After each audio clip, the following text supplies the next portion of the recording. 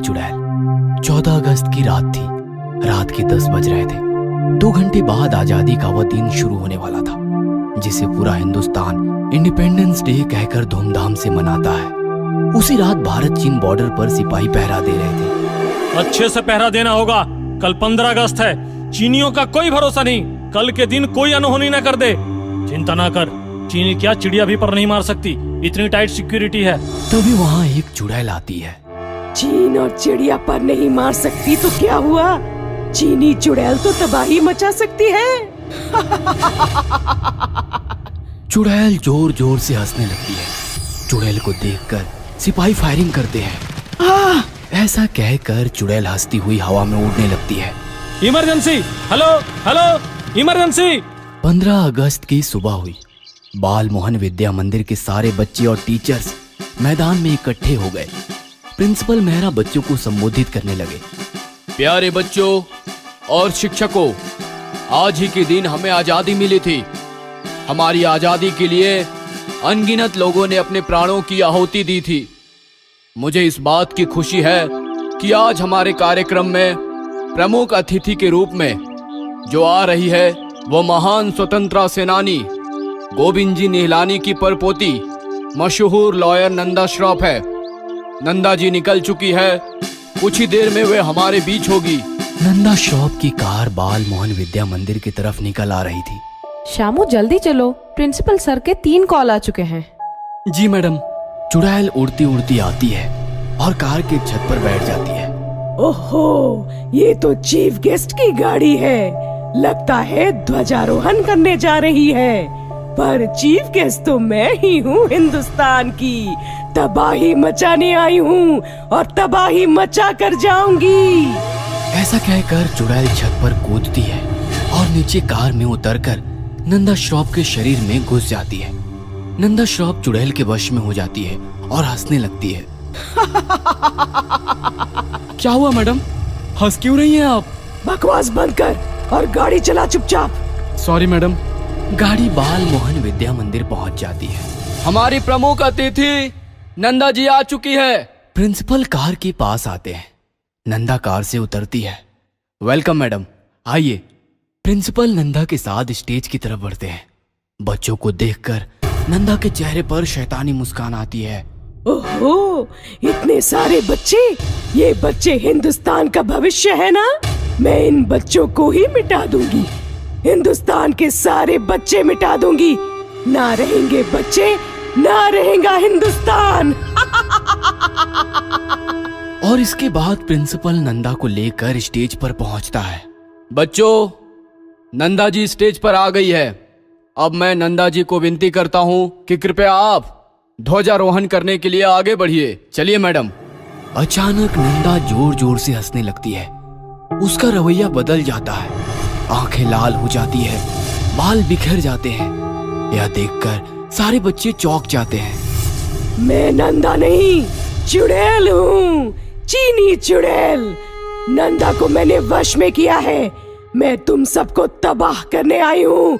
आज ही के दिन तुम्हें आजादी मिली थी और आज ही के दिन तुम सब तबाह हो जाओगे। ऐसा कहकर हंसने लगती है।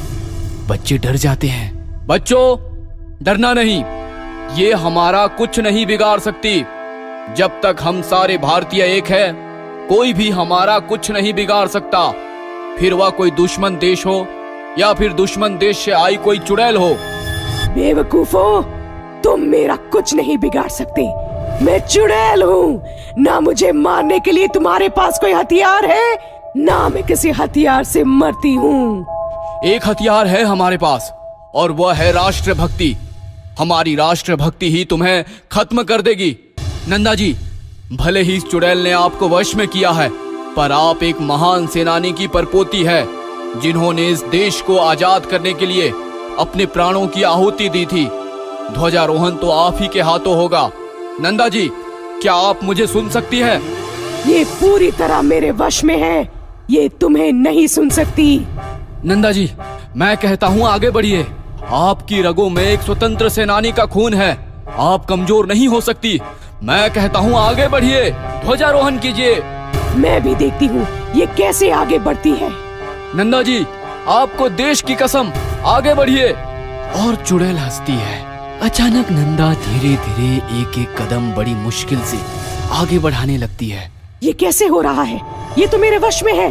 नंदा जी आगे बढ़ते रहिए, ये चुड़ैल हमें नहीं रोक सकती।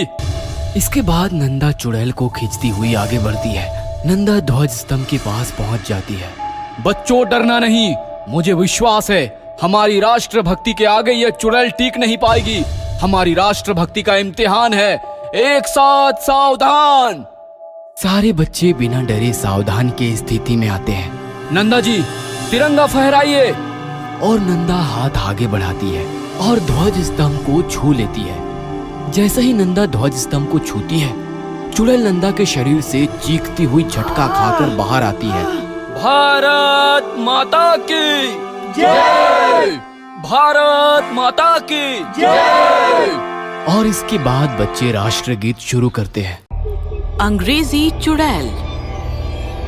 ये कहानी है इंग्लैंड के लंदन शहर के नजदीक बसे हुए छोटे से गांव पैरीपोना की।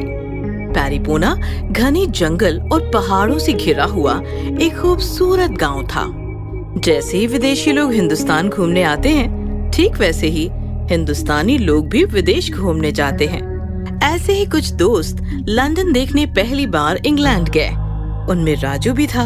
ऊंचे ऊंचे पहाड़ों पर घूमना और घने जंगलों में रात भर जानवरों की तरह घूमना राजू को काफी पसंद था। 15 दिन राजू दोस्तों के साथ लंदन घूमता रहा। उन्होंने एक गाइड लिया था, वो उन्हें शहर की जानकारी दे रहा था।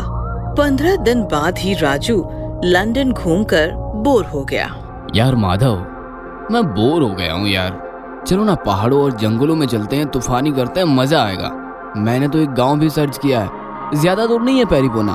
पैरीपोना का नाम सुनते ही अंग्रेज गाइड डर गया। नो नो, पैरीपोना नो। अभी से क्या हो गया यार? ये हमें पैरीपोना नहीं घुमाएगा? नहीं यार, इसने तो पहले ही बता दिया था ये शहर के बाहर नहीं जाएगा, और पैरीपोना तो बिल्कुल भी नहीं। ऐसा क्या है पैरीपोना में? पहाड़ और जंगल के बीच बसा खूबसूरत सा गांव तो है। इसे छोड़, तुम लोग तो आओगे ना? नहीं यार, अब तक बस शहर घूमे हैं। इस शहर को मुंह लगाना अभी बाकी है, तू समझ रहा है ना? पैरीपोना के प्रति राजू के मन में और ज्यादा आकर्षण बढ़ गया और वो अकेला ही ट्रेन में बैठकर निकल गया। जब वो निकला तब शाम थी। पैरीपोना पहुंचा तो काफी रात हो चुकी थी। चारों ओर काले काले पहाड़ और घने घने जंगल और बीच में बसा पैरीपोना। ये देखकर राजू का दिल खुश हो गया। चलो मजा आने वाला है। अभी गांव घूमना ठीक नहीं, लोग खाना खाकर आराम कर रहे होंगे। रात भर जंगल पहाड़ों पर टूट पड़ता हूँ, सुबह सुबह गांव लौट जाऊंगा। राजू ने टॉर्च निकाला और जंगल घूमने लगा। जंगल में खूंखार जंगली जानवर थे, लेकिन राजू को आदत थी अपने आप को बचाता हुआ वो जंगल काट कर पहाड़ की नोक पर पहुंच गया। राजू को काफी प्यास लगी थी, उसके पास पानी भी नहीं बचा था। थक गया, ये पहाड़ कुछ ज्यादा ही टफ है। यहाँ कहीं पानी मिलता तो अच्छा होता। ऐसा कहकर राजू टॉर्च घुमाने लगा कि अचानक अंधेरे में बैठी एक बुढ़िया फोकस हुई और राजू डर गया। कौन है? कौन है वहाँ? डोंट वरी, मैं सानिटा हूँ, यही पहाड़ पर रहती हूँ। तुम्हें पानी चाहिए ना? पानी का नाम सुनकर राजू भागता हुआ बुढ़िया के पास गया और उससे पानी लेकर पी गया। आप हिंदी भी बोल लेती हो? हाँ, तुम्हारे जैसे कई इंडियंस आते हैं, मैं उनके सवाल सुन सुनकर हिंदी सीख गई। सवाल सुनकर? बहुत ठंड है ना, विस्की पियोगे? ये सुनकर तो राजू का मूड बन गया। हाँ जरूर पीऊंगा। तो आओ मेरे पीछे। राजू सानिटा के पीछे पीछे एक झोपड़े में चला गया जिसका छत नहीं था, सिर पर चांद लटक रहा था। कमाल का झोपड़ा है। तभी राजू की नजर लकड़ी के पीपे पर पड़ी। लगता है इसमें विस्की है। राजू ने इधर उधर देखा, लेकिन सानिटा नहीं थी। लगता है किसी काम से बाहर चली गई। मैं विस्की पी लेता हूँ।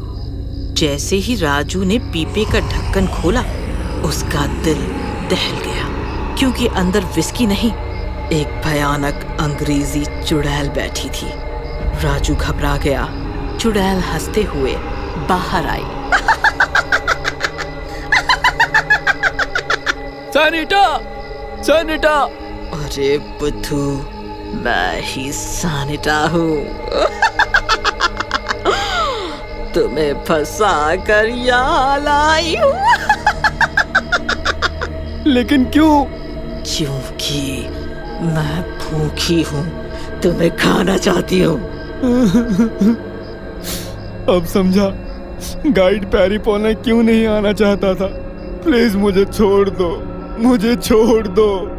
जरूर बचने का मौका जरूर दूंगी। मुझे कोई भी एक सवाल पूछो, मैंने सही सही जवाब दिया तो तू मरेगा।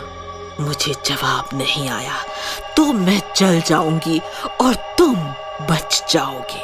पूछो, जितना मुश्किल सवाल पूछना है पूछो, बस याद रहे सवाल एक ही पूछना है। राजू दुविधा में फंस गया। उसे समझ नहीं आ रहा था कि कौन सा सवाल पूछा जाए जो सबसे मुश्किल हो और जिसका जवाब चुड़ैल ना जानती हो। हे भगवान, कहाँ फंस गया मैं। ऐसी मुसीबत में आसान काम भी मुश्किल हो जाता है और इसने तो मुश्किल सवाल खड़ा कर दिया। मतलब मुश्किल सवाल का जवाब देना इसके लिए आसान है। राजू को सोचता देखकर चुड़ैल जोर जोर से हंसने लगी। उसके हंसने की भयानक आवाज पहाड़ों में गूंजने लगी, जिससे पहाड़ थरथरा उठे। क्या हुआ? सवाल का जवाब नहीं, सवाल मांगा है, वो भी सबसे मुश्किल सवाल जो तुम्हारी जान बचा सके। मुंह तो ऐसे बना रहे हो जैसे मैंने ही तुमसे कोई सवाल पूछा हो। सोचने तो दो। सोचो सोचो, जल्दी सोचो, मुझे भूख लगी है। भूख तो मुझे भी लगी है, लेकिन जान बचेगी तो खाऊंगा ना। सोच राजू, सोच, जल्दी सोच। इस प्रकार राजू ने काफी देर सिर खुजाया, लेकिन उसे एक भी मुश्किल सवाल नहीं सूझा। उसके दिमाग में सवाल तो बहुत थे, लेकिन सवाल तो बहुत है, लेकिन चुड़ैल झट से जवाब दे देगी और मैं मारा जाऊंगा। नहीं नहीं नहीं, घटिया सवाल पूछकर मुर्गे की तरह हलाल नहीं होना है मुझे। मुर्गा, मुर्गी का अंडा। हाँ। अचानक राजू जोर से चिल्लाया। मिल गया सवाल, मिल गया। ये सुनकर चुड़ैल खुश हो गई। अच्छा, मैं भी तो देखूं कितना मुश्किल है। जो भी इस झोपड़े में आया है वो कभी बाहर नहीं गया, इतना याद रखो। चलो पूछो। मैं तुमसे जो सवाल करने जा रहा हूँ वो मैं बचपन से सुनता आ रहा हूँ, लेकिन कभी जवाब ना दे सका। इसका सही जवाब दुनिया में कोई नहीं दे सकता। अरे तो फिर जल्दी से पूछो। सवाल ये है कि पहले मुर्गी आई कि अंडा? पहले मुर्गी आई कि अंडा? अंडा नहीं, मुर्गी नहीं, अंडा, मुर्गी, अंडा, मुर्गी। इस प्रकार चुड़ैल अंडा मुर्गी करती रही और सवाल में उलझ गई। थोड़ी देर बाद अचानक चुड़ैल जलने लगी और देखते देखते जलकर भस्म हो गई। कहा था ना मैंने, इस सवाल का जवाब आज तक कोई नहीं दे सका। इस प्रकार राजू ने अपने सवाल से और साथ ही साथ पूरे पैरीपोना को चुड़ैल के चंगुल से आजाद भी किया।